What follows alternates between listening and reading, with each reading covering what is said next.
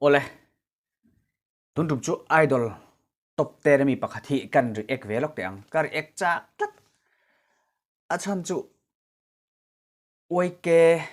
solarina singing competition an buat saya hanin atel to a ta han katran em ma se du thu sa min thleng sang talawa tun wanal ro lo tumi sai chal ani hey ngai thap photang o ma sain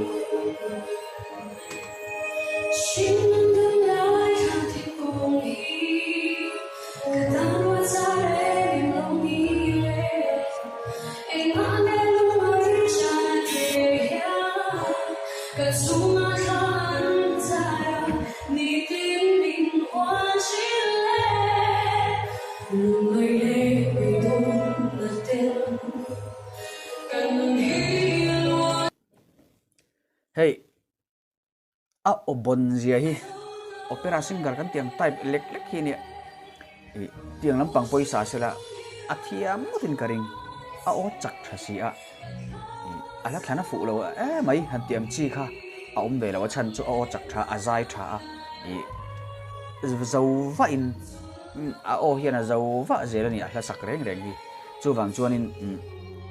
thleng sang tura kangai sim sim atisual fe te ni lo chuanin top 3 chu thlen nge nge karing ani tuna ngai thle lo kang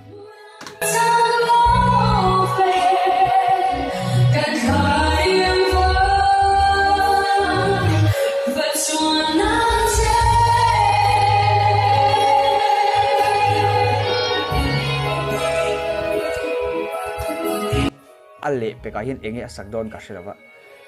achang thum na emo athunu na emo not khatin hansan zau sela chu chuan a o chak zia le a o bon zia kha aron tilang chau chiang le dona judge te po anlung ni viawin karinga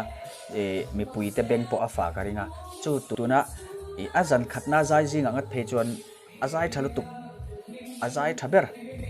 chu ka mu da na ni ke ma chuan azan hi naron ti tur te hi enge an din mun tur ka selova chu wang chuan